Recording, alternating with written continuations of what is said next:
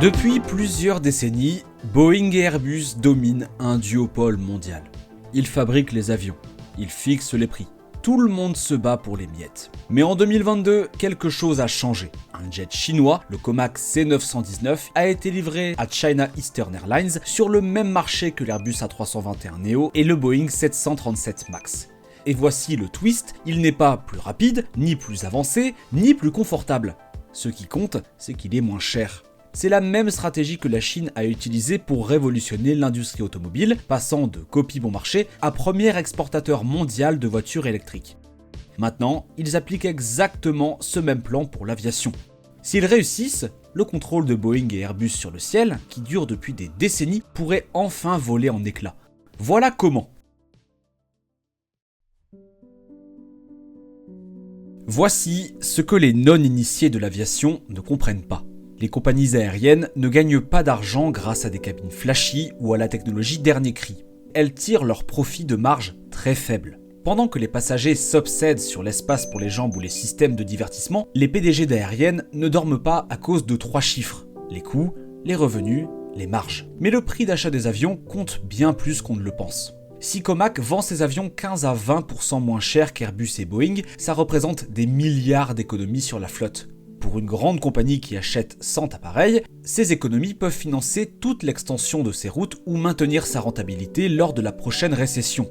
Les chiffres parlent d'eux-mêmes. Le C919 est listé à environ 99 millions de dollars. L'A320neo coûte autour de 111 millions. Le Boeing 737 MAX 8 est à près de 100 millions. Un avantage de coût énorme avant même les négociations. La preuve, Ryanair, le maître du low-cost, a montré un grand intérêt pour le C919. Pourquoi la compagnie la plus obsédée par les coûts en Europe s'intéresserait-elle à un avion chinois ? Parce que pour les compagnies à bas prix, un avion moins cher signifie un avantage compétitif. Des coûts d'exploitation plus bas veulent dire des prix de billets plus bas, plus de parts de marché et une rentabilité assurée. Le succès en aviation ne vient pas de la construction de l'avion le plus performant, mais d'un avion rentable. Et les chiffres de Comac devraient sérieusement inquiéter la concurrence.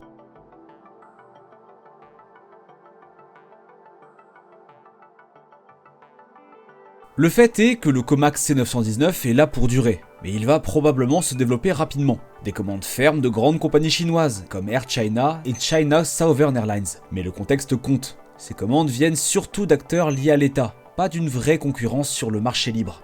Pourtant, l'ampleur montre l'engagement de la Chine à construire une autonomie aéronautique nationale.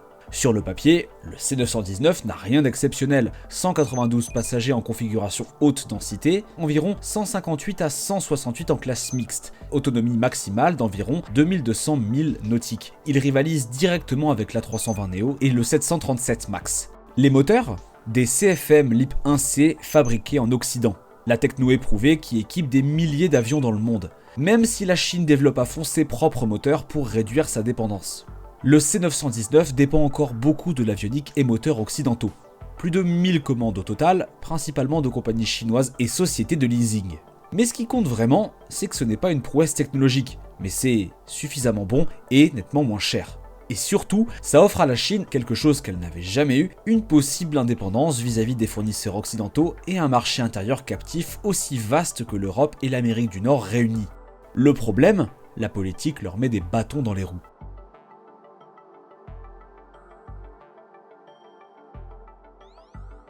Le C919 n'est pas encore certifié par la FAA ou le ASA. Le protectionnisme occidental, mêlé à un contrôle légitime de la sécurité, bloque son entrée sur les marchés internationaux majeurs. Cette barrière de certification empêche les sociétés de leasing, qui financent la plupart des commandes d'avions occidentaux, d'adopter les avions Comac. Sans le soutien des principaux loueurs, l'expansion internationale devient beaucoup plus difficile. Mais la donne est en train de changer. La compagnie low-cost malaisienne AirAsia est déjà en discussion pour acheter le C919. Elle pourrait devenir la première grande cliente internationale en dehors de la Chine. Les compagnies occidentales restent sceptiques. La plupart des commandes sont nationales et liées à l'État. L'adoption par une grande compagnie aérienne non chinoise serait un point de bascule crucial pour l'acceptation internationale. On dit que Ryanair n'a peut-être manifesté de l'intérêt que pour avoir un levier de négociation avec Boeing et peut-être Airbus. Le temps nous le dira. Mais à mesure que l'aviation chinoise s'étend, de plus en plus de régulateurs internationaux pourraient accepter les certifications COMAC. Les pays de la ceinture et de la route, les nations en développement cherchant des avions abordables, et les compagnies désespérées de trouver une alternative au duopole Boeing-Airbus pourraient être les premiers à adopter les jets COMAC. Une fois que le C919 aura prouvé sa sécurité en service régulier, la pression pour une reconnaissance mondiale ne fera que grandir. L'aviation, ce n'est pas que de l'ingénierie, c'est aussi de la politique. Et la politique évolue. Mais COMAC n'attend pas d'être approuvé. Ils renforcent déjà leur présence sur le marché.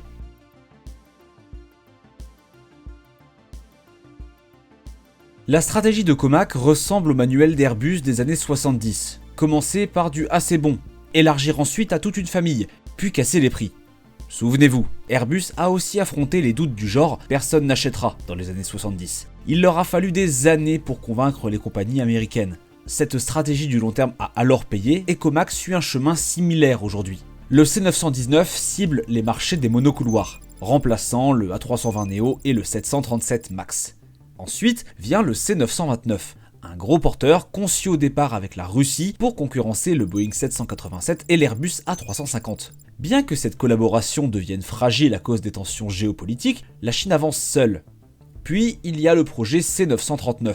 En ligne de mire, le 777X de Boeing qui rencontre des soucis. D'ici les années 2030, COMAC pourrait offrir aux compagnies toute une gamme complète, court, moyen et long courrier. Tout ça chez un seul constructeur avec une économie de 20% sur toute la ligne.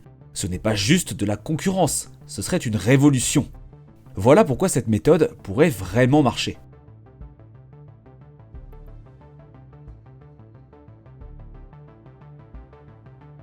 Les compagnies aériennes low cost ne se soucient pas que les avions soient révolutionnaires. Ce qui compte, c'est qu'ils coûtent moins cher à exploiter et à entretenir. Les sociétés de leasing, qui financent une grande partie des avions dans le monde, pourraient être séduites par des prix d'achat plus bas et des offres de financement chinoises attractives. Les marchés émergents en Afrique, en Asie du Sud-Est et en Amérique latine pourraient être les premières à adopter les avions COMAC. Ces régions connaissent une forte croissance du trafic aérien, mais sont très sensibles au prix.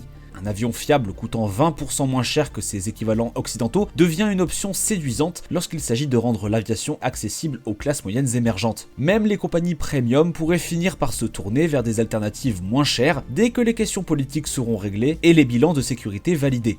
Les restrictions commerciales américaines avaient empêché les livraisons du moteur LEAP 1C, limitant COMAC à seulement 5 à 7 livraisons d'avions au premier semestre 2025. À comparer aux 13 C919 prévus en 2024. Mais ce ne sont que des obstacles politiques et d'approvisionnement temporaires, pas des limitations techniques permanentes. Pendant ce temps, la concurrence trébuche au pire moment possible. Boeing galère avec les soucis du 737 MAX, les retards du 777X et des problèmes de contrôle qualité qui ternissent sa réputation. La firme a livré 528 avions en 2023, mais seulement 348 en 2024. Les deux font face à des goulots d'étranglement en production et ne peuvent pas accélérer assez vite pour répondre à la demande. Les compagnies aériennes sont en manque d'avions. Les créneaux de livraison sont réservés des années à l'avance. Les deux fabricants peinent à suivre. Ça ouvre une porte à COMAC. Une opportunité qui n'existait pas il y a 10 ans. Les galères de Boeing avec le MAX et le 777X, combinées au retard de production d'Airbus, créent une fenêtre critique pour l'entrée de COMAC sur le marché. Lorsque les grands trébuchent, les alternatives deviennent plus séduisantes. Si COMAC décroche même 10 à 15% des commandes mondiales d'ici 2035, ça affaiblirait sérieusement le duopole. L'effet domino serait énorme, guerre des prix entre Boeing et Airbus, marge en baisse, et peut-être même une accélération de l'innovation. Ça vous dit quelque chose ? Normal. Il y a 20 ans, les constructeurs automobiles occidentaux considéraient les fabricants chinois comme des copies bon marché, produisant des véhicules peu sûrs que personne hors de Chine ne voudrait acheter. Ils ne rivaliseront jamais avec la fiabilité de Toyota, disaient les dirigeants. Avance rapide jusqu'à aujourd'hui, les fabricants chinois de véhicules électriques poussent Tesla à baisser ses prix. Volkswagen perd des parts de marché sur son territoire européen. Que s'est-il passé ? Les constructeurs chinois ont d'abord offert des produits assez bons à des prix bien plus bas, puis ils ont amélioré progressivement tout en gardant des coûts avantageux. L'aviation progresse plus lentement que l'automobile, mais le schéma se répète. Commencer à petit prix, évoluer en volume, s'améliorer petit à petit, utiliser des coûts plus bas pour gagner des parts de marché. COMAC suit ce manuel à la lettre. Qu'est-ce que ça signifie pour les passagers ?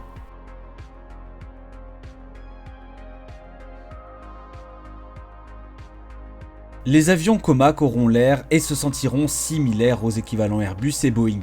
Même configuration des sièges, disposition de cabines semblables, expérience de vol comparable.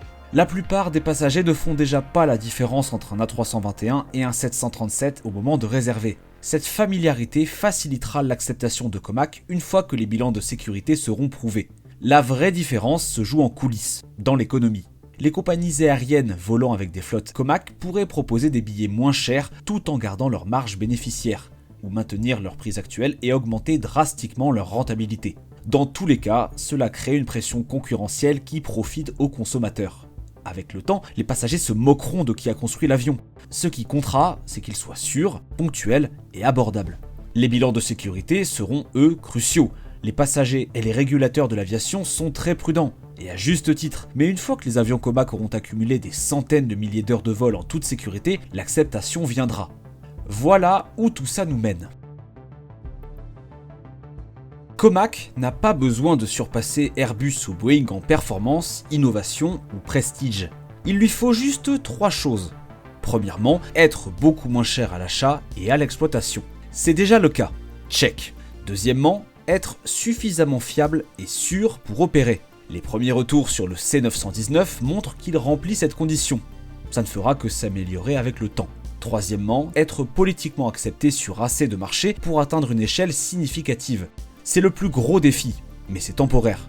Dès que les compagnies aériennes internationales commenceront à utiliser avec succès les avions Comac, les barrières politiques tomberont. Les années 2030 pourraient voir naître un vrai triopole, avec Comac comme 3e option crédible aux côtés de Boeing et Airbus. Pas parce qu'ils fabriquent de meilleurs avions, mais parce qu'ils fabriquent des avions moins chers et suffisamment bons.